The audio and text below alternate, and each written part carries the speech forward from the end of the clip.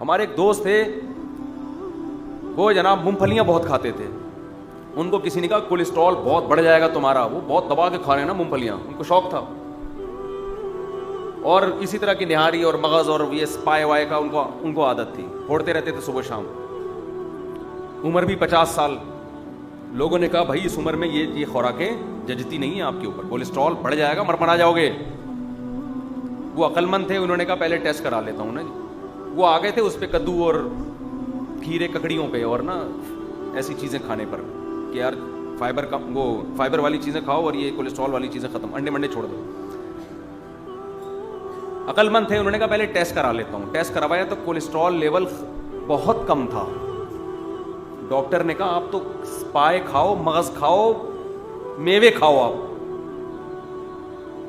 Test کے بعد پتا چلا نا کہ یہ کولیسٹرول کی باتیں آپ کے لیے نہیں ہیں, آپ میں تو کمی ہے. انہوں نے اور پھوڑنا شروع کر دیا. اب وہ اگر چھوڑ دیتے کہ کولیسٹرول اتنی نقصان دہ چیز ہے اور یہ چیزیں نہیں کھانی چاہیے, اور وہ آ جاتے خالص سبزیوں کے اوپر, تو انہوں نے مارکیٹ سے شارٹ ہو جانا. کیا خیال ہے؟ مادہ فاسدہ تو جسم میں نہ ہوتا لیکن جسم بھی نہ ہوتا. وہ ایک حکیم صاحب تھے نا, جلا باور دوا ہر ایک کو دیا کرتے تھے کہ پہلے جسم سے گندا مادہ نکل جائے پھر علاج کراؤں گا میں, مادہ فاسدہ موشن کے ذریعے. تو ایک دبلا پتلا باریک سا آدمی حکیم صاحب کے پاس گیا.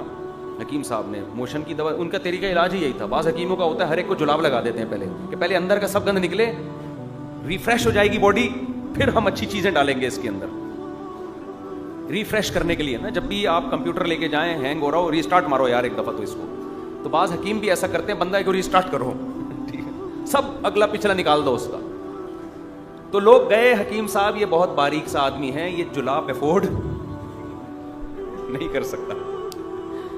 حکیم صاحب نے کہا دیکھو مادہ فاسدہ کا نکلنا بہت ضروری ہے. یہ جو بیمار ہوا ہے نا اندر مادہ فاسدہ ہے, جب تک یہ فاسد مادے جسم سے نہیں نکلیں گے ٹھیک نہیں ہوگا. بندہ دے دیا اس کو جمال گوٹا ٹائپ کی کوئی چیز, اس کو موشن لگے, وہ بیچارہ ادھواں ہوتا جا رہا ہے. لوگ آئے, حکیم صاحب وہ تو مر رہا ہے. حکیم صاحب نے کہا مادہ فاسدہ نکل رہا ہے کہ نہیں نکل رہا؟ لوگوں نے دیکھا جا کے ہے تو فاسد, کوئی خوشبوئیں تو آتی نہیں ہے وہاں سے. بھائی فاسد مادہ ہے, کوئی اچھی چیز تو نہیں نکل, کوئی گردے پھیپڑے تو باہر نہیں آ رہے نا. جو چیز نکل رہی ہے وہ فاسد ہے یا نہیں ہے؟ بھائی فاسد تو ہے, بدبو بھی آ رہی ہے, اسمیل بھی, گندی چیز ہے. حکیم صاحب نے کہا نکلنے دو, جتنا نکلے اتنا اچھا ہے. 3 دن ہو گئے, 4 دن ہو گئے, وہ بندہ مر گیا.